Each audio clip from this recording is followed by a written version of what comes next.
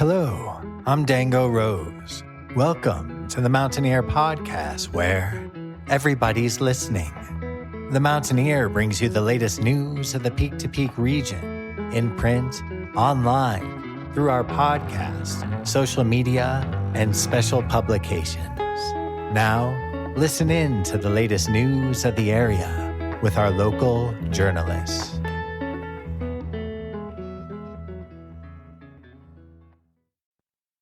Hello there, everybody. My name is Jamie Lammers, and welcome to the Mountaineer Podcast. In today's segment, I will be reading some words for the week, poems written throughout the month of September 2025 by Alexander Shalom Joseph. Before we get into the poetry, if you haven't subscribed to the Mountaineer and you want to support local news from peak to peak, be sure to head to the mtnear.com and click on the subscribe button in the top right corner of our homepage. From there, you'll get full access to our digital archives and scanned copies of our physical newspaper, and you can choose to send a physical subscription to your mailbox or to the mailbox of someone that you love. Before we transition into the poetry, here's our top story today, brought to you by Brittany Wagner. Our top story today comes from Mindy Leary. 9/11 stair climb. Powerful, memorable. On the morning of September 11th, the Ameristar Hotel and Casino once again became a place of remembrance. For the 17th year, first responders, families, and community members gathered in Black Hawk to climb in honor of those lost in the attacks of 2001. The stair climb participants gathered outside the Ameristar at the Richmond Beer Garden at 9 a.m. The sun was bright, and though they were gathered for a memorial, spirits were high as teams and groups stretched, chatted, and geared up for the climb. You can read the full story in this week's Mountaineer or at themountaineer.com.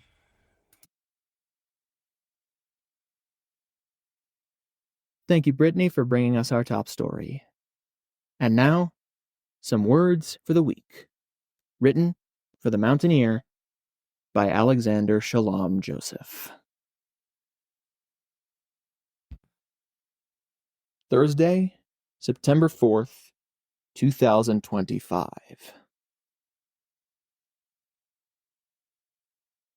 And I guess life and death are two sides of the same coin.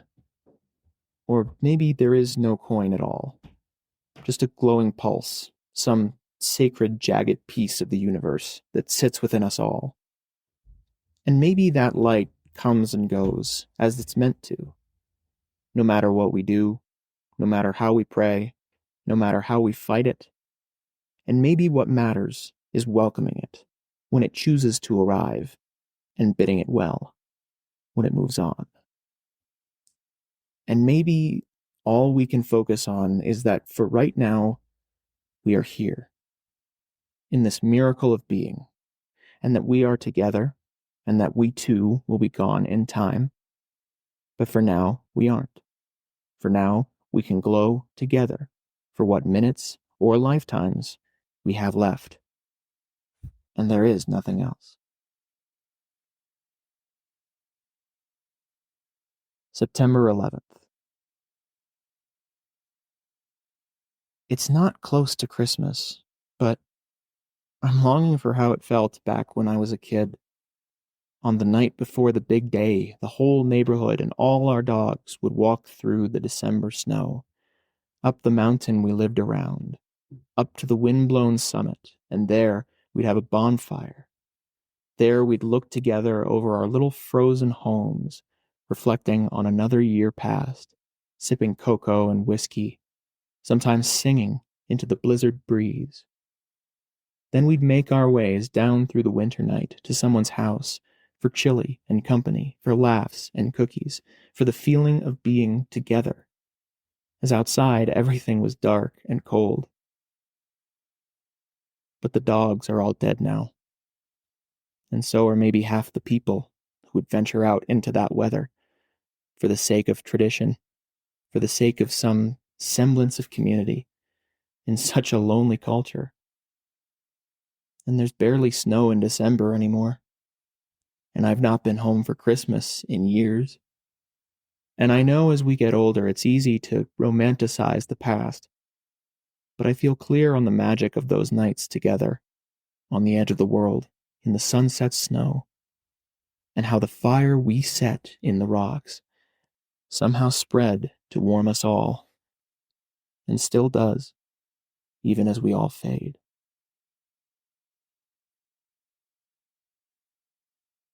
September 18th. Clouds like foaming tide, lapping at the foothill shore, even on a day when the air quality here is the 5th worst in the world. This place is still so beautiful despite the grocery prices, and the ever-reaching fire smoke, and the red-eyed traffic lanes, and the screaming silence left in place of the buffalo herds. This place is beautiful still, but there's an edge to that beauty, for we live in the shadow of the curse of Chief Niwot, of a curse we cast on ourselves. Niwot said the beauty here would be its destruction, that we would be so hungry to take it all in that we would ruin it. And there is so much ruin. The highways, the rocky flats, the garbage dumps, the brand new hotels, not to mention the hell of our minds, the hell of the internet, and all the chaos it feeds. But so much too remains. Look to the high alpine river water catching the light like gold. Listen to the rut wail of elk. Smell the pine pollen breeze. Hold it all while it still remains. And for while I believe in the old chief's curse, perhaps there is an unsaid aspect of this old truth, which is that yes, our endless appetites, our smog and cityscapes will eat up what was once here.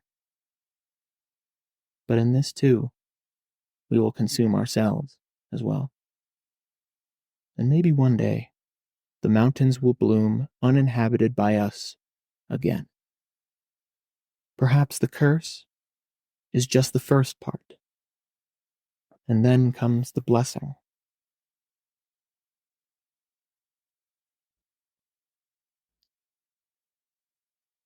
September 25th. Today, there's snow on the mountains. For the first time since spring. It's been a long summer. It seems those months of heat get longer every year. But the winter always comes back. My mom says there is just one yellow columbine left, and a garden once full of them. But flowers are meant to fade. The winter always comes back, slow at first, and in no time we are switching short sleeves for sweaters. In no time we will be digging out driveways, bringing in wood for the stove, watching as the world is whipped into white by the rushing wind and flurries. It's been a hard year for me.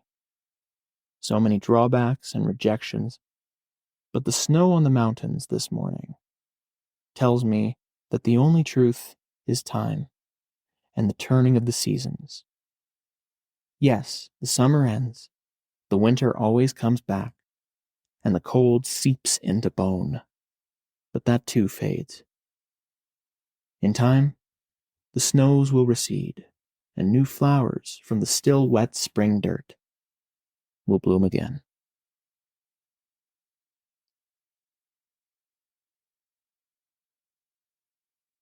We hope you enjoyed some words for the week written throughout the month of September 2025. I'll be back very soon with another episode of the Mountaineer Podcast. In the meantime, if you want to share this episode or others around with whoever you see fit, be sure to head to the mtnear.com and scroll near to the bottom of our homepage, or head to our podcast's main hub at the mtnearpodcast.buzzsprout.com to see a full archive of all of our episodes. Thank you for listening. Have a great rest of your day.